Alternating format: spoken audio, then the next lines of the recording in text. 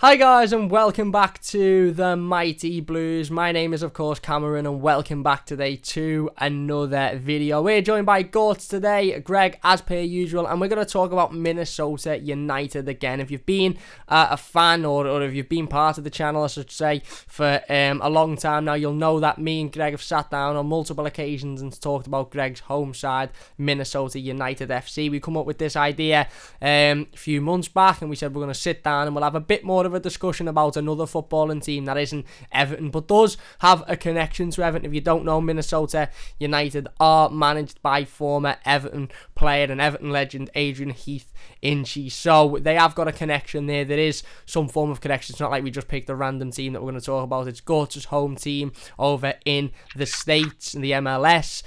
Obviously, like I said, if you've been around for a while, you'll know we've spoken about Minnesota quite a few times on the channel. Actually, the last episode we talked about the start of the season and pre-season, how pre-season had gone for Adrian Heath and Minnesota United, and looking forward into the new season. I think it was a couple of days before the season had started that we done the last video, and we're now well in the MLS season. Gorts is going to tell us all about that, all about how Minnesota are doing so far. But before we get into any of that, mate, how are you? How's things and how's life over in the United States at the moment? You know, it's starting to pick up there. It's good. Can't wait to, be back because they announced that Allianz Field would pretty much be back they considered it, almost full capacity starting next Wednesday. So better than 4,100, what they had for home games for this time. So Brilliant, absolutely brilliant. And look, like you said, to get back to that full capacity is the aim. I think that's the aim of every single football fan, no matter who you support, is to get back to your stadium and get back with the whole stadium full and screaming and shouting and supporting the team. So it's great that there's a lot of progress over in the States, and hopefully we'll be able to see a fully packed out Allianz Field very, very, very shortly, and all singing Wonderwall and screaming and shouting for Minnesota United. So let's get straight into it then. The start of the season, mate. Obviously, like I said last time we spoke, pre-season was just finishing and the new season was literally a couple of days away. We spoke about the expectations for the new season and what we sort of hope and expect for Minnesota United to achieve. Obviously finished 4th in the MLS last season. Talk to us then, and I know it wasn't a very good opening game of the season. I remember catching up on it and watching the highlights and stuff like that, but how have things sort of settled in the first few weeks and months of the MLS season, and have Minnesota started to sort of put their foot on the ground and get the ground running really after what was a little bit of a shaky start? Yeah, I think it was kind of just a really shaky start. I think there are times that our left back, who usually starts, Chase Gasper, I think he was kind of being asked maybe a little. I don't want to say a little bit too much, but like he was maybe getting caught upfield a little bit too much. Yeah. And having to come back and defend, and teams were like really targeting our left side of, and but otherwise, we started off, to put it bluntly, we were shit. We lost the season opener 4-0 in Seattle, which frankly is a really, really hard place to play. It was the rematch of the last year's Western Conference Final. We were pretty good in the first half. One of the things that we really were thinking this season was, okay, who would start in goal, and I think it was the first first 4 games, I think, were he actually went Dane St. Clair, who recently, over this last international break, got his first cap and appearance for Canada, which is always great. He has a distinction I think he's saved every single penalty that he's faced in MLS, which is Amazing. What a stat. incredible. And then so I think we went into halftime 0-0 after the penalty save. And then Emmanuel Reynoso, he was at the center of every attack. It was, I mean, yeah, I think that's something that we kind of were missing, kind of that people that teams could be like, okay, that's the main guy who creates. Yeah. And we really didn't have, we at that point we hadn't brought in our Molino replacement, who on I will say this, on his form, he's better than he's like even better than like DP caliber. I mean, this guy when he was in Orlando, he was also underage.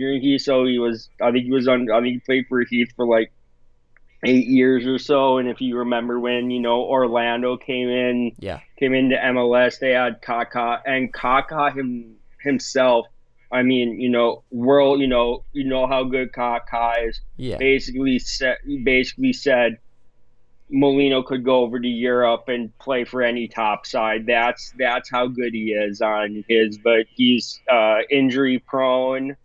So yeah, we haven't really brought in our Molino replacement in yet. And then our next game, we lost 2-1 to Real Salt Lake in the home opener. You had Robin Lod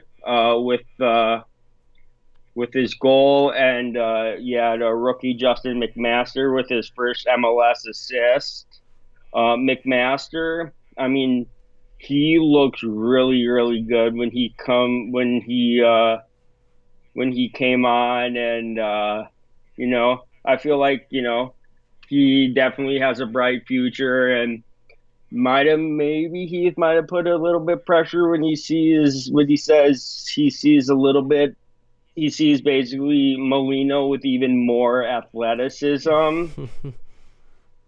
in him. And then there was drama at the end of the game when RSL's their keeper kicked the ball into the supporters section, because something that kind of Minnesota fans like to do is we like to do a little bit of digging up dirt on opposition keepers. So I think with this one, I think we called him the other Ochoa, because you had Guillermo Ochoa, who the stalwart, but in between the goalkeeper for Mexico, which, I mean, just to plug it in there, U.S. won the first CONCACAF Nations League over Mexico, and there's heavily rumors in the date's already out, but there's the U.S. Mexico match at Allianz Field, which is probably the biggest game in North America. And Massive. then our next game, we lost 1-0 to expansion side Austin FC, which all right. Matthew McConaughey is part of the ownership group. That was the game that I was fortunate enough to attend, along with I think they had it was 25%, so I think it was like 4,100. And it was great to be back. Fortunately, I wasn't in the Wonderwall. I was up top, kind of where I was when we had the whole Gold Cup. And honestly, I can tell you that when they built it, there's no joke that there is no bad seat. There's no bad seat in the house. I mean, I think it's um, you know, uh, but it was great to be back, even though at limited capacity. Like I said, during that game, we were weak at times. Kind of, we weren't very susceptible on the counters and on the left side due to Gasper. We had chances. We couldn't finish them.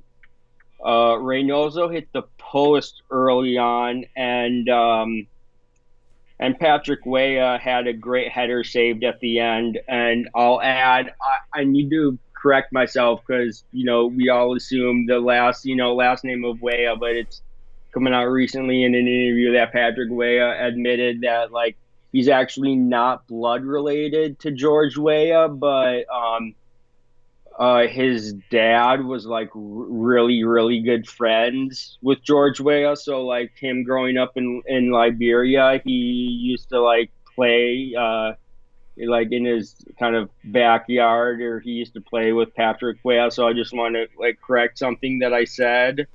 Um, Finley, who at times he seems to be the one that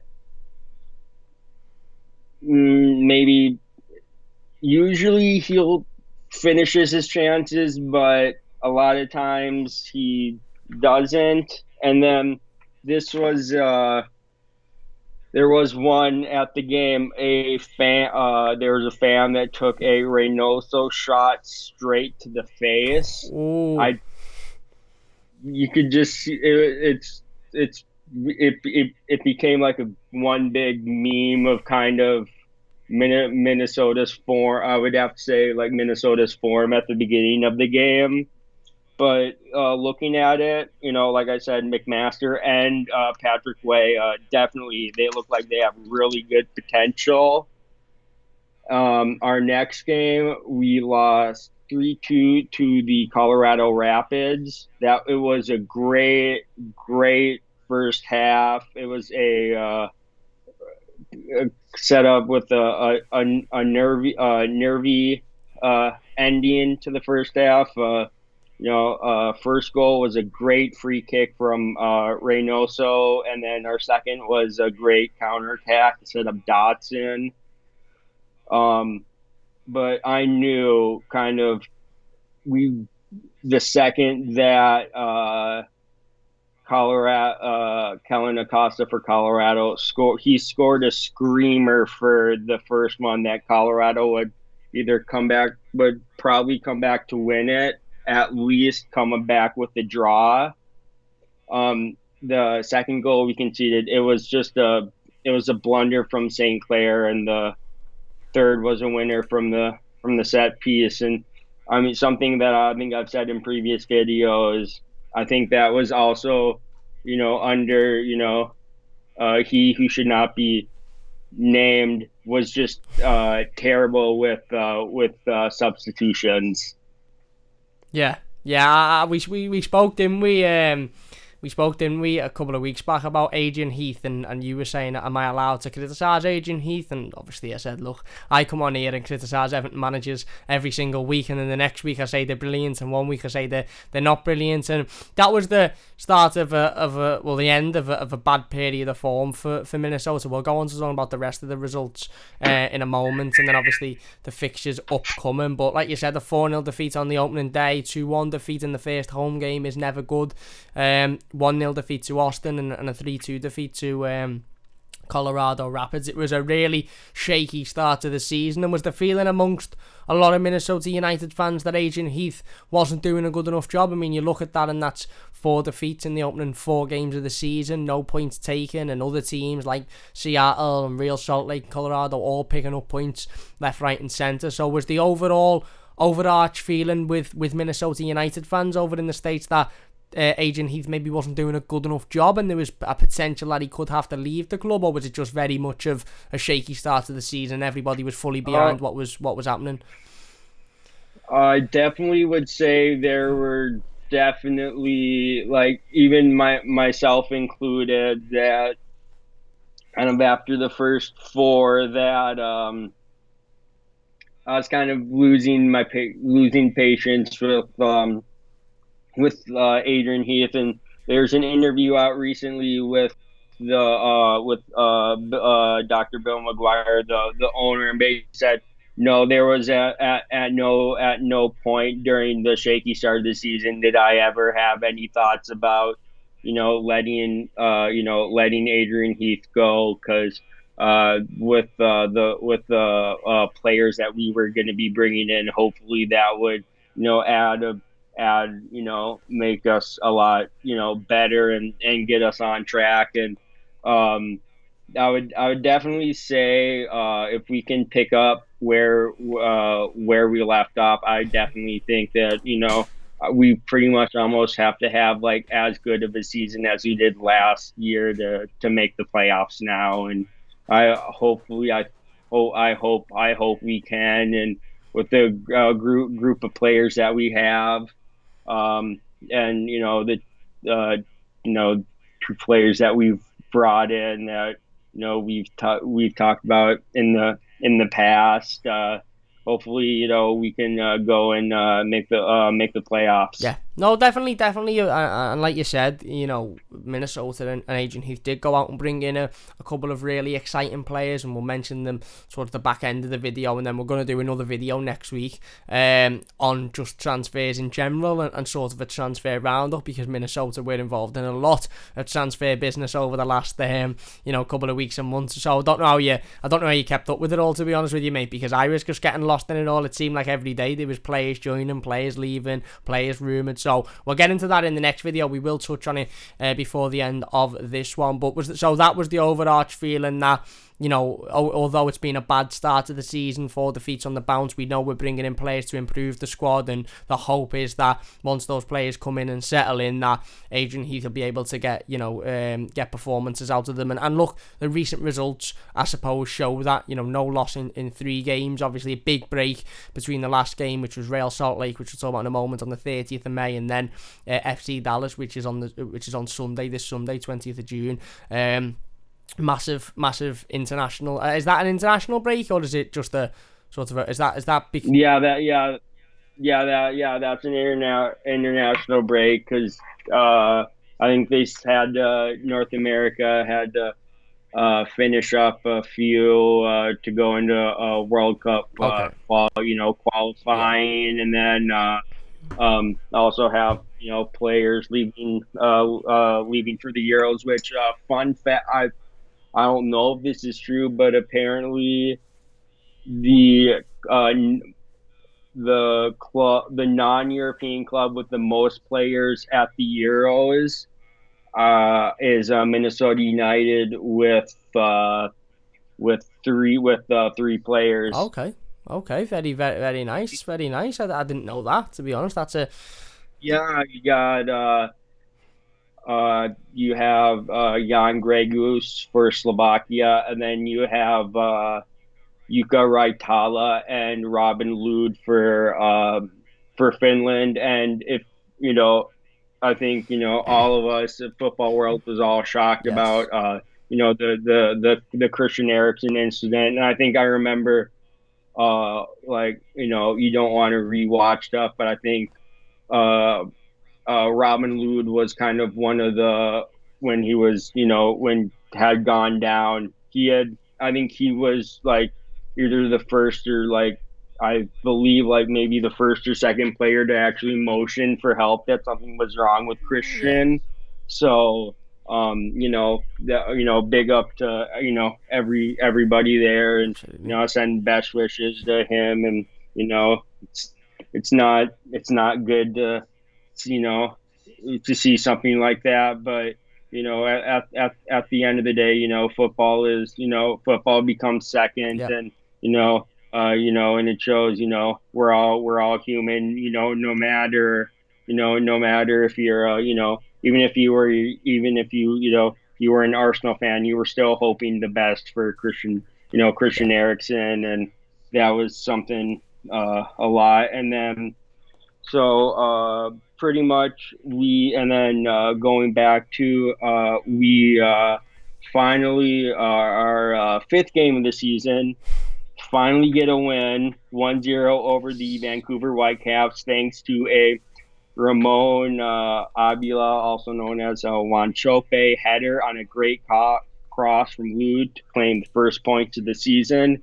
And then thought this was kind of, kind of a good thing. Wanchope got booked for his celebration because he pulled his jersey up to reveal a picture, which I don't think they caught it in his. I think they caught it on the broadcast of. He didn't know who it was, but it was his brother who took his own life, and I think Abila's own home, like almost it was almost a year, a little over a year to the day of the game, which I mean, I think all of us were like, I mean, and especially, and then it was also during mental health Yeah. awareness month. So yeah, but it was definitely a nervy win. We definitely could have lost with the amount of chances Vancouver had. But the one thing I think that they did is they changed out Dane for Tyler Miller in goal, and Tyler Miller definitely I think he definitely kept us in the game, and he earned that clean sheet. The next one, that was another home game. We won 1-0 against FC Dallas, thanks to a 90. It was like basically pretty much like an stoppage time garbage goal by Robin Lod. That was by far the best game that we've played this Yeah. season so I've far. just got the stats up on And that. then 27 shots for Minnesota United versus FC Dallas's 6 shots, 7 on target to FC Dallas's 2. They had more possession, granted, but 27 shots to 6 and a 94th minute goal. That's what we live for as football fans, isn't it? Those types of moments. yeah, it's kind of like Brighton a little Yeah, bit. yeah, a lot like that. Which Yeah. didn't end up in a win, which was frustrating. At least Minnesota ended up picking up the points. And then the next game is the latest, isn't it? 30th of May, Real Salt Lake, 1-1 draw. Again, seemed more of an even game, 12 shots each. Yeah, that was. Then we had our new designated player Adrian Hunu, who really hadn't. I think he had played like maybe 80 minutes in the past 4 months combined. He looked really good. Unfortunately, I didn't get to see how he is with Reynoso, because Reynoso was out of the game with an injury. And then we were all expecting Franco Fragapane, who was uh, our Molino replacement, to make his debut, but he had paperwork issues with the Argentine Federation, so unfortunately he didn't make his debut.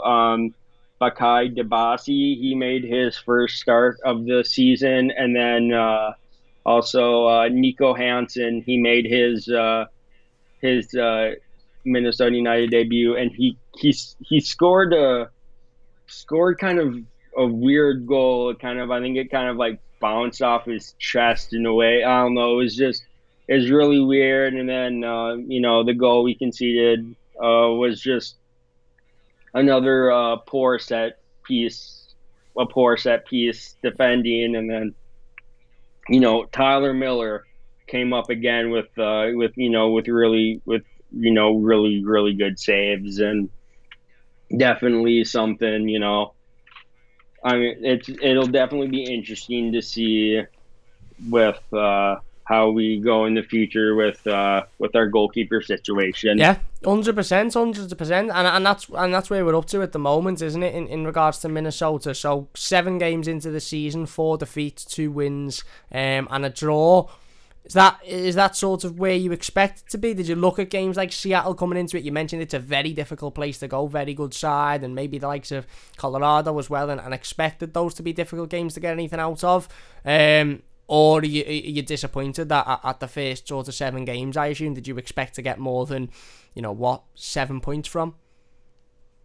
I mean, I definitely was looking in. I was definitely expecting, you know, a really competitive game against Salt Lake. I mean, Austin, you really don't know, but like honestly, Austin, they look like a really, really well. They really, as far as like their roster and what they've brought in, I think they've kind of studied as far as like expansion sides and be like, okay, this team when they came in, they had good, they were good in this area. We need to bring, somebody this. I think they really did their research and on how on like like I said, what's gone wrong with previous expansion, and they've really kind of addressed the areas that you really need. Like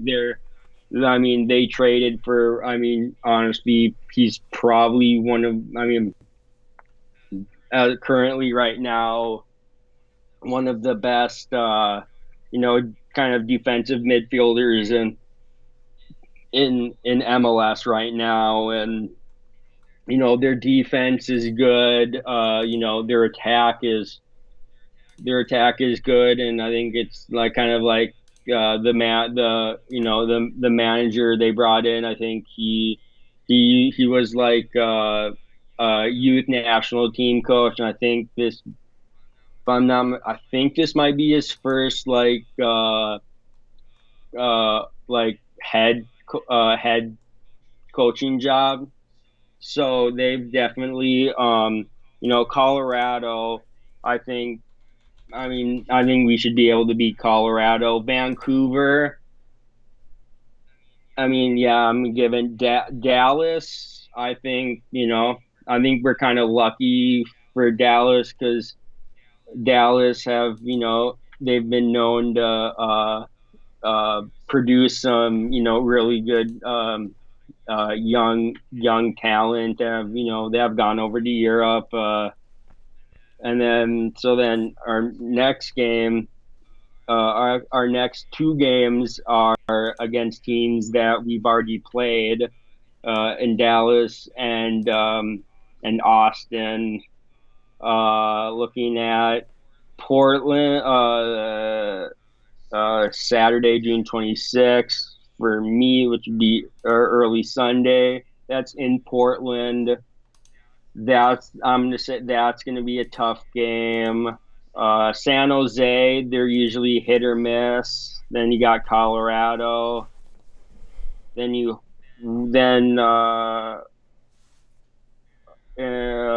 we host Seattle and Portland. That's gonna be those are gonna be good games. So definitely, it's definitely gonna be a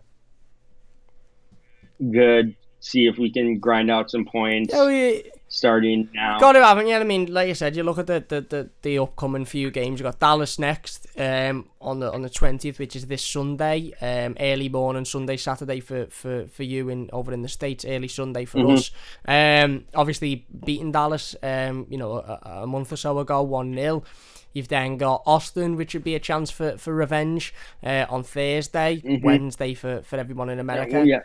Thursday for us over here. Then Portland, which again is a team who we haven't played so far. San Jose coming up. Colorado, again, chance for revenge. So there's games in there that Minnesota should definitely be looking at winning and picking up points. And I've got to look at winning and picking up points because 7 points in 7 games isn't a good enough start to the season. Certainly for if Minnesota want to, make progress on that 4th place finish last season, we really need to start picking up more points and getting more results. In regards to some of the signings, then we'll touch on before we finish up. because obviously we are going to do another video next week purely on the signings. You mentioned Adrian Onu, I think that's how you pronounce it, and various other players that have joined Minnesota over the last number of weeks and months. Abia being one, I think that's how you pronounce it. Ramon Avila, the striker from Argentina. So have those signings come in and made an impact? And specifically, out of the players Minnesota have brought in, who have you been sort of most impressed with so far, and who gives you confidence going into the next sort of round of fixtures that you can start to pick up more points than what we did in the first sort of period of the season? I mean, I definitely would think, Adrian Unu, definitely is, one from, what I saw when, playing, against our, Real Salt Lake in the last one. Even, I honestly, I was maybe expecting him to maybe come, him to come off the bench, and maybe somebody like, Ramon Avila to start. I definitely think,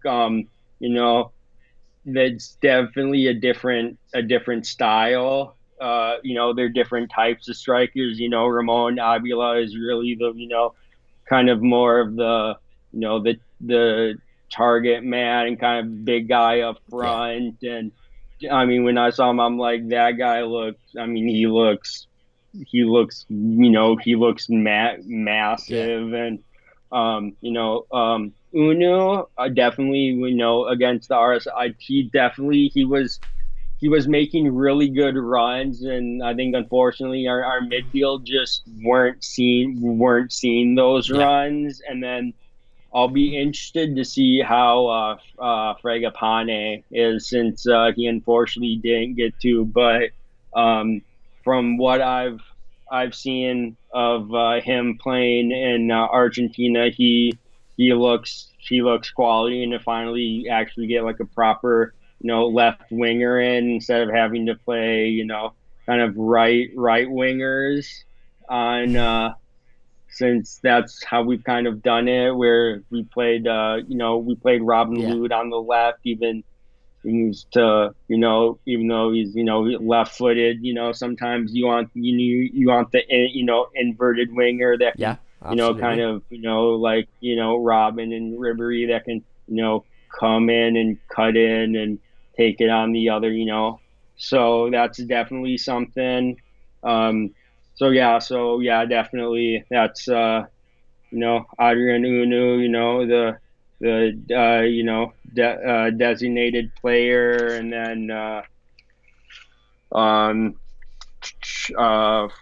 Fragapane. Yeah, definitely. Well, again, you mentioned a couple of really good names there, and already a couple of players that have only just signed for Minnesota and making their debut, already scoring goals in the opening first sort of round of fixtures. So the signings are definitely having an impact, and hopefully when we start to see Fragapane and Onu a little bit more, there'll be more of an impact from them. Like I said, coming over from different leagues, certainly obviously Adrian Onu coming over from the French league, Abia coming over from Argentina, I believe. So usually typically it will take these players a little bit of time to settle in, but hopefully once they do settle in, we'll see exactly what they can bring to Minnesota. So before we finish up then, obviously, like I said, we'll be doing the transfer video next week, so please do hit the like button on this one, subscribe to the channel if you are new. I'm going to make a playlist on the channel as well about the Minnesota video, so it's easier to find. I also want to talk about a channel that Gort owns and runs, a Minnesota fan channel, so we'll talk about that in a moment as well. But before we do that, and before we finish up, are you confident going into the next run of fixtures? Are you confident Minnesota can pick up more points and start to finally sort of, I suppose, put their foot in the ground and get running in this MLS season now? I definitely hope so, with the players we brought in, and the kind of the reports that I've seen about training with, and getting the new guys kind of into the way Adrian Heath wants to coach. Yeah, so definitely I'm definitely very optimistic and about how to on how the game is going. So Brilliant. for Brilliant. Well, Yep. let's hope we can pick up some more points then over the next couple of weeks or so. I'll be watching. I'll be getting involved, and obviously by next week we'll have an update because we'll have witnessed Sunday's fixture. So hopefully another big win for Minnesota. Before we go, mate, you have started a Minnesota United fan channel. Do you want to tell everybody where to find you, what you'll be doing on there, what type of content you'll be doing, and what the channel's called, so people can go over and check it out? So I created a YouTube channel called The Majestic Loon. I have yet to be waiting for graphics because I have my really good friend who from high school who he's he supports the other lie, but we're still good friends, and I've taken him down to games, and so it's called The Majestic Loon on YouTube. I put out basically kind of first video was kind of how I got into football, who I support and stuff, and then I've kind of been doing previews, just doing previews and kind of instant match reactions to kind of take it off cam a little bit, and kind of film me right after the game, if it's a late night and I have to work. I don't want to go, and I mean my editing skills, I mean I pretty much all just use like iMovie. It's not good. I need to learn, and probably get a mic set up sometime soon. So it's hopefully I've kind of like I've been thinking about it, and like my parents, and especially my best friend, and my friend over in England, Everton, the Everton fan guy, like you should maybe start a Minnesota fan channel. And I think there's already, I think there is actually already one, and I think he streams his match review. And I think the funny thing is, I think he's also an Everton fan as well. And I've talked with him on Twitter a bit, and there might be a collaboration in the future with that. So Definitely. yeah, that's Definitely. Well, everyone, please do go out and check the Majestic Loon out on YouTube. I'll leave the link in the description. Go over, go to subscribe, give him a like, watch some of the videos as well. Especially if you like these videos, because there's a lot more Minnesota talk and Minnesota content over on the Majestic Loon. So please do check that out. Like I said, mate, we'll get into transfers in the next video. Well, that's about it for this one. Big thanks to everybody for watching. Massive thanks for coming on, mate. Really do appreciate it. Have you got anything to touch on before we finish this one up? all I'm hoping is, Minnesota. Hopefully they do good. And as far as my Everton thing for this episode, just please please have brands do like the pick for the managers. I know overall it's the owners who gets it, and kind of get to pick it in the end, and it's the kind of the owner's money that the manager kind of gets to spend. But just let the director of football kind of have a a really good say. And of all the names that I've seen, I'm hoping that there are some that come that definitely are Surprise. maybe, yeah, kind of a surprise, just like kind of all of us thought it was a surprise when we were able to get he who should not be named. Yeah, no, definitely, absolutely. And we'll have you on the Mighty Blues talking more Everton over the next couple of weeks or so as well. Might do that one next week when we do the other Minnesota video. But yeah, big thanks for coming on, mate, and a massive thanks to everybody for watching. If you have enjoyed this one, please hit that like button. It does only take a second. If you're new to the channel, don't forget to subscribe. Leave your thoughts in the comment section down below. We'll be back next week talking about transfers, and more specifically about the players that have come in and the impact that they could have on Minnesota United season ahead. So big thanks for watching. Leave a like if you enjoyed, subscribe if you're new, and we'll see you soon.